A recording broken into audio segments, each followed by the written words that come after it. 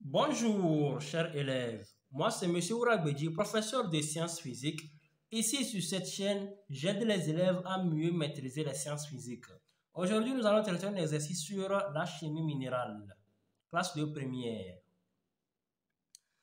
Avant de rentrer dans le vif du sujet, je m'en vais dire merci beaucoup à tous mes abonnés. Et si vous qui regardez cette vidéo, vous n'êtes pas encore abonné, abonnez-vous, activez la cloche de notification pour ne rien manquer de mes prochaines vidéos. Sans plus tarder, commençons. Exercice. Réaction chimique et énergie électrique.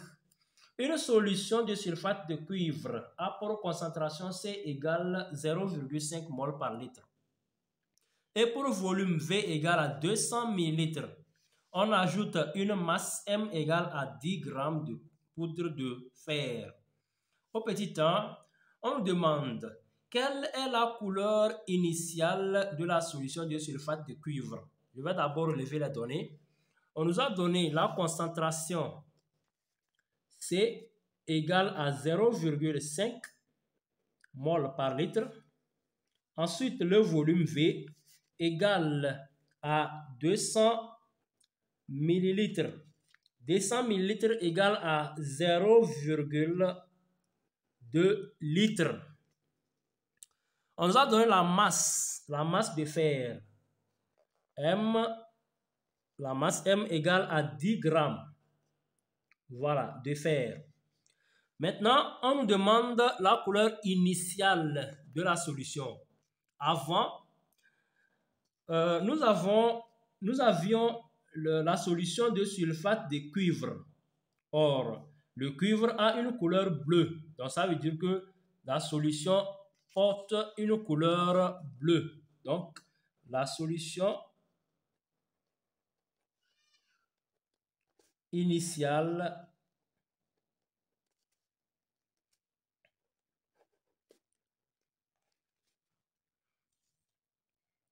a une couleur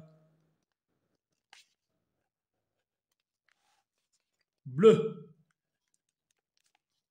Voilà. Ensuite, au petit 2, quelle observation remarque-t-on quelques instants après l'ajout de la poudre de fer dans la solution? Voilà. Petit 2. Après quelques instants, virgule, on remarque deux points. Premier tiret. Le dépôt métallique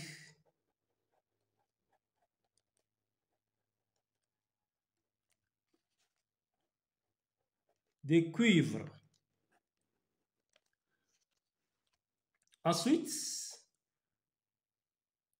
le changement de couleur.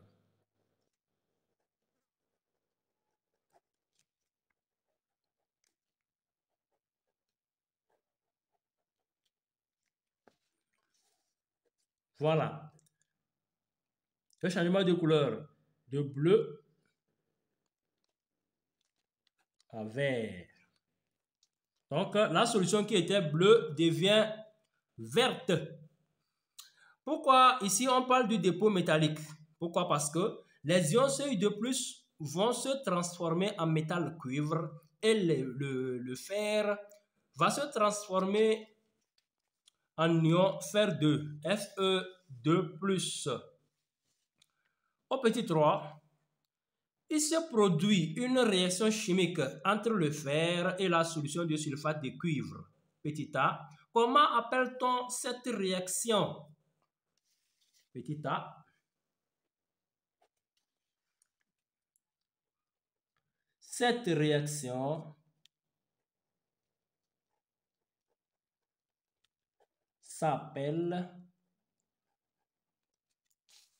la réaction la réaction d'oxydoréduction. Voilà, c'est une réaction d'oxydo-réduction qui se produit entre le fer et l'ion cuivre 2, Cu2+, bien sûr. Maintenant, la question là est à deux volets. Ensuite, on nous demande de préciser les couples oxydo-réducteurs mis en jeu. Les couples.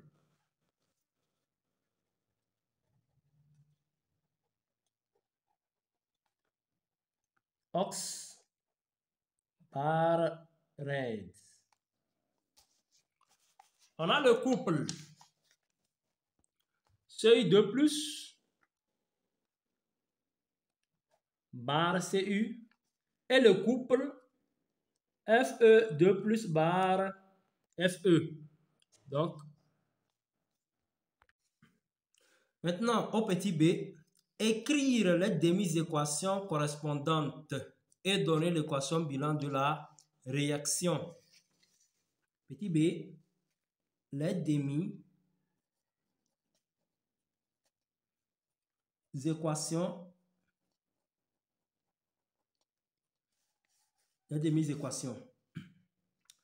Ici, nous avons Cu2+ donne Cu. Parce que les ions Cu2+ se transforment en métal cuivre. Maintenant, on va équilibrer. Ici, nous avons Cu. Cu, c'est bon. 2+, on ajoute 2 électrons ici pour éliminer les 2+ qui sont au niveau de l'ion Cu2+. Voilà. Maintenant, l'équation est équilibrée. On prend la deuxième. Comme ici, c'est le fer qui se transforme en Fe2+. Voilà. Vous voyez? Maintenant, on va équilibrer. On a Fe c'est bon. Plus 2 électrons. Voilà. Maintenant, pour déduire l'équation bilan, nous allons faire la somme des deux demi-équations. Nous avons Cu2+ plus Fe donne Fe2+ plus Cu. Maintenant, vous allez me demander pourquoi les électrons là ne se trouvent pas au niveau de l'équation bilan. Parce qu'on a 2 électrons dans les réactifs et 2 électrons dans les produits, donc les deux vont se simplifier. Voilà. Ensuite, au petit 4, maintenant, calculer la quantité de matière d'ion cuivre initial et la quantité de matière du métal fer initial. 4. Les quantités de matière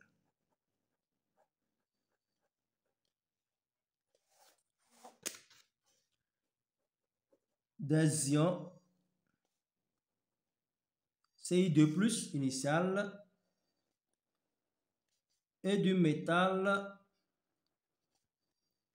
fer initial aussi. Ici, on nous a donné le volume, c'est-à-dire pour Cu2+, on nous a donné C qui est égal à 0,5 mol par litre. Le volume aussi, qui est égal à 0,2 litres. Maintenant, connaissant la concentration et le volume d'un ion pour calculer sa concentration ou bien la quantité de matière, nous faisons C fois V. Voilà. C fois V. Maintenant, application numérique. NCu 2+ égale. Donc, on fait 0,2 fois 0,5. On trouve 0,1 mol. Voilà. Maintenant, on prend le fer. Fe. Nous connaissons la masse de Fe, c'est 10 grammes. Nous connaissons la masse molaire de Fe, c'est 56 grammes par mol. Voilà. Connaissant la masse et la quantité de matière, pour calculer, et la masse molaire, pour calculer la quantité de matière, on fait masse sur masse molaire.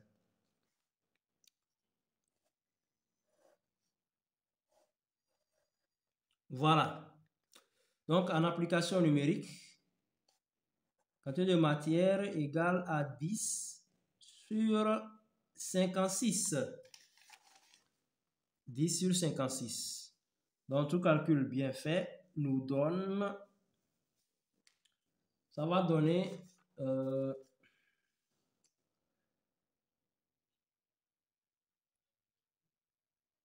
0,17 mol.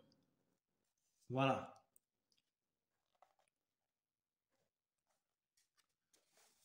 Ensuite, ça c'est pour le fer.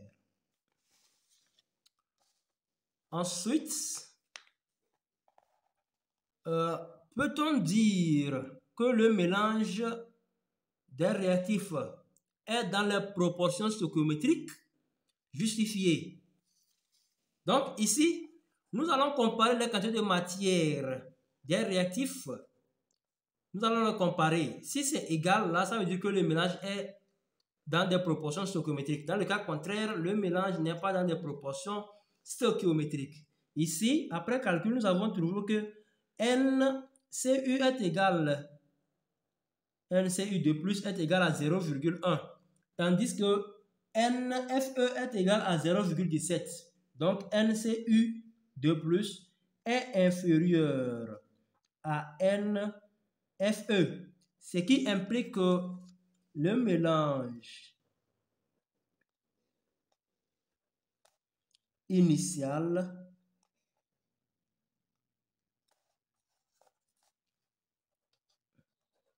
n'est pas dans des proportions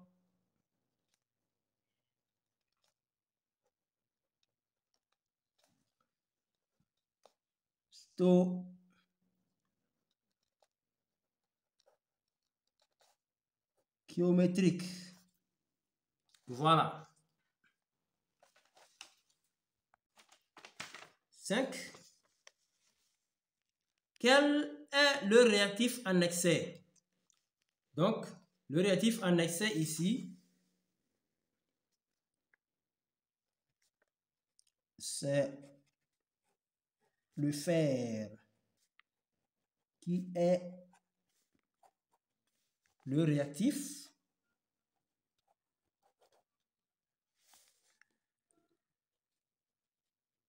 en excès. Maintenant, 6. Calculer la masse du produit métallique obtenu. La masse du produit obtenu. Donc, le produit obtenu ici, c'est le cuivre. Le produit métallique obtenu, c'est le cuivre. Donc, des Cu formés.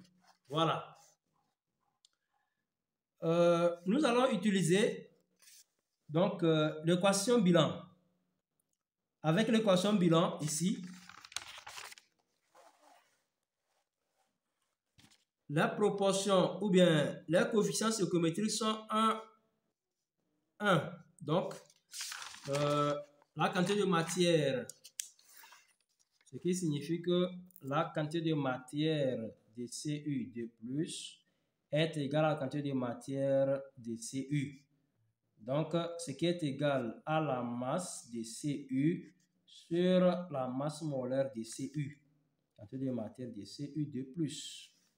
Donc, cela implique que la masse de Cu est égale à la quantité de matière de Cu de plus fois la masse molaire de Cu. Voilà. Application numérique.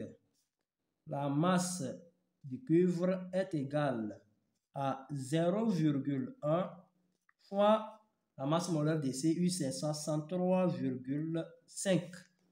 Donc, tout calcul bien fait nous donne 6,35 grammes. Voilà fini l'exercice sur la chimie minérale. Merci d'avoir regardé cette vidéo. Si vous n'êtes pas encore abonné, abonnez-vous, activez la cloche de notification pour ne rien manquer de mes prochaines vidéos. Merci et à plus.